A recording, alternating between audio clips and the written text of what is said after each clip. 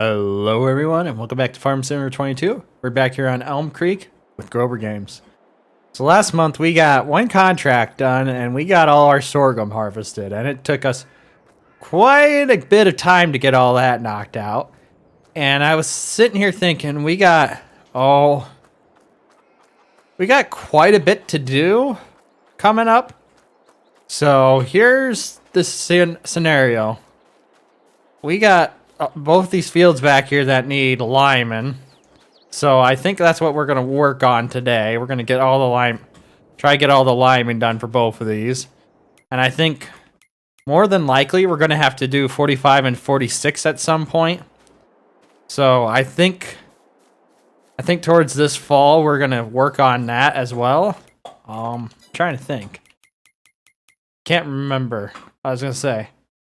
And if we want to get barley in as well for next year, but the thing is, I don't know if we really need to next year. I'm trying to decide right now if we want to even do that. Oh, pick up our eggs here quick while we sit here and think on that. And my settings are gone again for all my hotkeys. There we go. So I'm trying to decide. You know what? We'll take a look. We'll take a look here. If we don't have a, oh, can't even get this pallet up here, right? Come on. That's one thing we should look at too this morning. I haven't checked out is how our egg prices are doing, because we're starting to get a little stockpile of eggs here now. So there are a few things that were crossing my mind. We could get our winter crop in. How much feed do we got? 32,000. A little under 33. I'm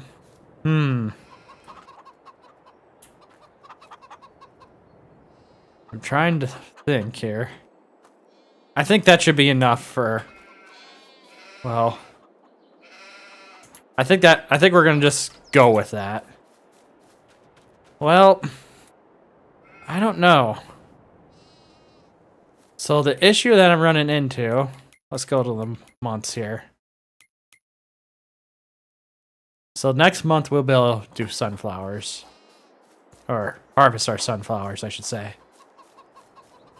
So you know what? We'll still plant some, but we're probably gonna plant them in this field here. Yeah, that's what we're going to work on. So even the pH in this field is starting to go downhill. So I think what we'll work on today here, we'll get the, so I think what we're going to do, look at the market quick here. So I'm losing my mind right now. We're going to look at eggs. I'm sure I went past them.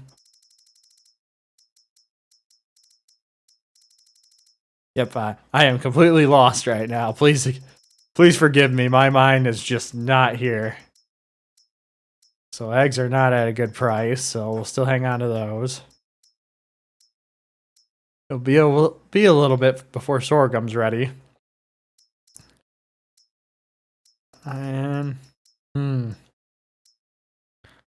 wow, sunflowers are doing really good right now. Too bad we don't have any at the time. So what I was going to look at was wool. Okay, well, wool's at its all-time low, so what we're going to do... So my plan right now is that we're going to get liming done today. We're going to get this wool hauled over to our spinnery. And when I saw a contract for a baling for our neighbor out there for baling, and I think we're going to pick that up. And then we could use the leftover bales for ourselves, for our sheep. So I think that's going to be the best scenario here. So actually, we're going to hop over to this right away. We'll get this started and going. We'll get Tuttle working on. We'll go up there and get the outside passes done, and then we'll get Tuttle to work getting after it. And then we'll, you know what, we'll grab the lime first before we haul the wool into our spinnery. So yeah, that's what we'll do. So we'll grab the lime first that we need for our fields. And that way I think we're gonna need at least 10 bags. Well, maybe, well, you know what, we'll grab 10 bags and we'll hit almost all our fields this year for lime. Or at least, you know what, we'll go with 8. But we'll get that situated here after we get up the road here and start getting mowing. So I think, yeah, that's what we'll do. So, and we'll go, and hopefully by the time we get done liming, Tuttle will be close to finishing, and then we could drive this back, get the tedder, and then we could get the loader on the class, and get the, oh, what is it called? Get our John Deere baler hooked up to it, and we'll bring that up here and bale with that, because we'll be able to make larger bales than we can with that little pot. I'm trying to figure out how it's pronounced. Potnier? I'm not very good at pronouncing things, but it's a foreign brand to me, I should say. But we'll haul our 560M up here, and we'll end up, like I said, we'll end up doing getting our, gosh, I am just struggling right now. Please forgive me. Just got a lot on my mind, I guess, but we'll get our 560M up here and we'll make all the round bales, and then we'll send our truck up here as well. And I think that's what we'll be doing today. And the next month, we'll plan on getting the sunflowers taken out right away up front in the yard, and then we'll hop into our New Holland quick and get the winter barley down, so that way we'll be set for next year. And even if we do put up a building there and end up getting rid of it, that's fine. Just because it doesn't cost, it's not going to really eat into our funding, and I don't think it's going to eat into our chicken feed very much either. Another thing I was thinking, I was kind of looking at that Massey combine, and it's actually closer inside to that Deutsch topliner than I thought. The only benefit, so to speak, that we were getting with that Massey is the bigger platform potential for like beans and oats and such. So it's, in reality, we're not really skipping a size if we get that, which I'm fine with, just because we'll have a bigger header to get stuff done. And I'm thinking, if we keep going heavy into sunflowers like we are, I think that combine should be able to handle that bigger sunflower header if we decide to go that route. So, but right now, I'm still planning on buying the Massey, unless we all of a sudden just come into a bunch of money and can afford to jump up a whole size to like that T-Series Deere. But I'm committed to that Massey combine. It'll get us a little something different for the farm, and Massey Ferguson's not a super popular brand around here, but there's a lot more Massey than there is like Fendt and such like that. But we're gonna jump into the time lapse here. That's gonna be what we're tasking ourselves with today's episode. So we'll see you guys in a bit.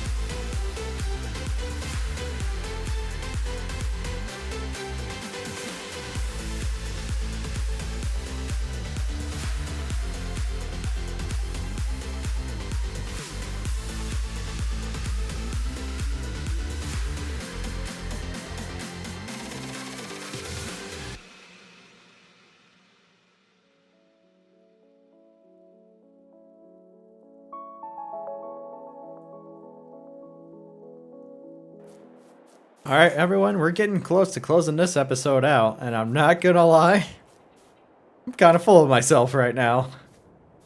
I don't think I could have stacked that any better if I tried. Granted, we're leaning over quite a bit more on this side, but you know what? It's gonna have a little overlap with just how big these bales are, but just look at this load. It's out of all the loads, I have never stacked this well.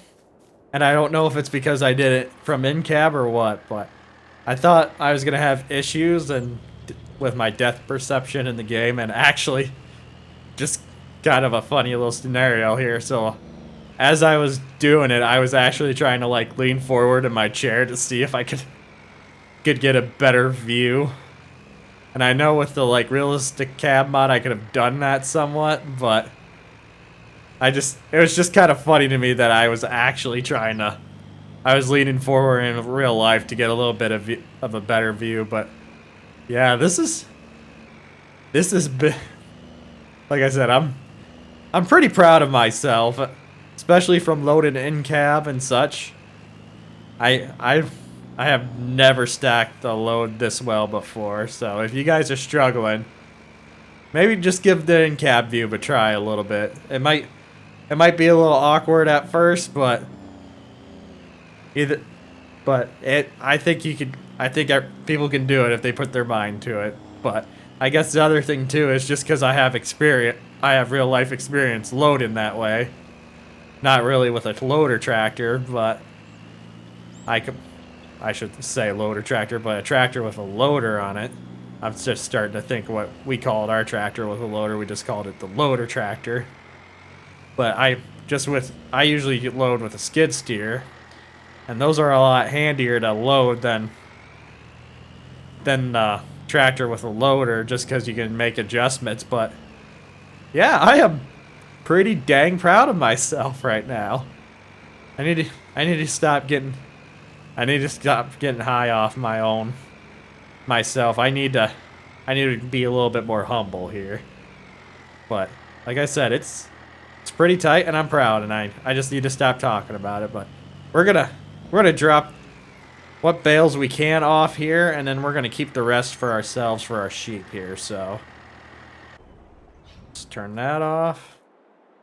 Get the fasteners all undone. We're gonna get rid of the top two bales here. Oh, I can't even click that one. Just yank that over there. There we go. I was gonna say, probably need to take off one more band, I'm guessing. So, throw that one. That one. Guessing we'll have maybe 3 bales left over if we're lucky.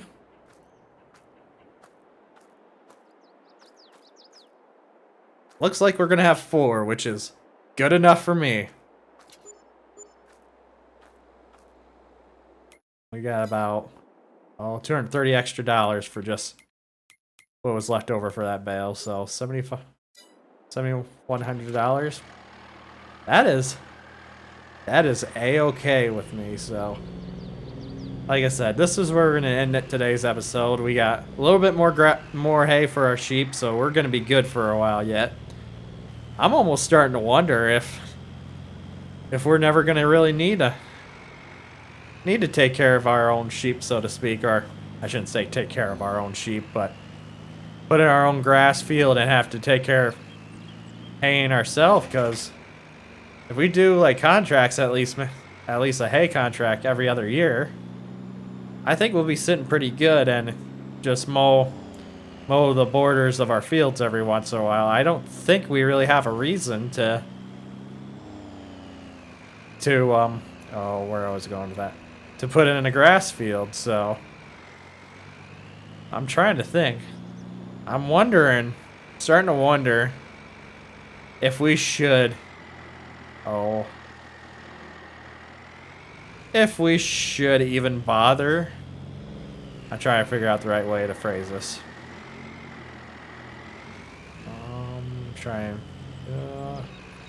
We're gonna put that in a little cubby yet over here. Yeah. So I think we can just get away with just... don't want to go too far into the bushes. There we go. I'm starting to So back to my train of thought before I got distracted there. I'm starting to wonder if we should... if we should get rid of our our medium sheep barn, I guess, or I should say large, because or small barn, because the other sheep building is a pasture. But I'm wondering if we should get rid of that and put up another large barn, or just say it's good enough with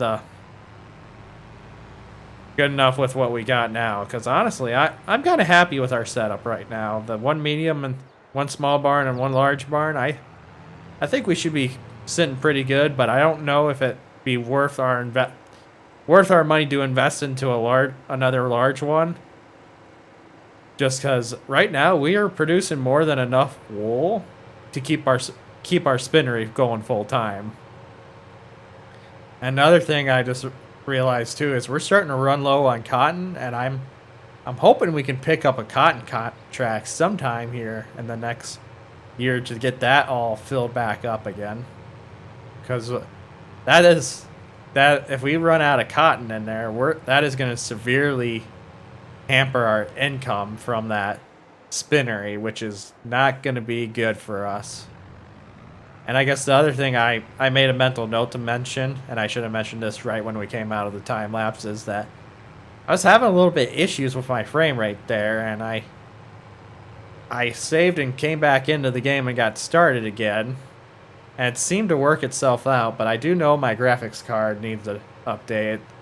It popped up in the middle of off screen here when I was recording, and I was hoping to get by without updating it yet, and it looks like I squeaked by this episode. But that's what, if you were wondering if there was a weird cutaway in the time lapse, that's the reasoning. But we're gonna get this hay unloaded today, but this is where we're gonna end the episode. So if you guys enjoyed today's episode, please give it a thumbs up. It really helps out the channel. If you're enjoying the content, please subscribe so you can stay up to date to the latest series. Above all else, I hope you all have a wonderful rest of the day. And most of all, thanks for watching.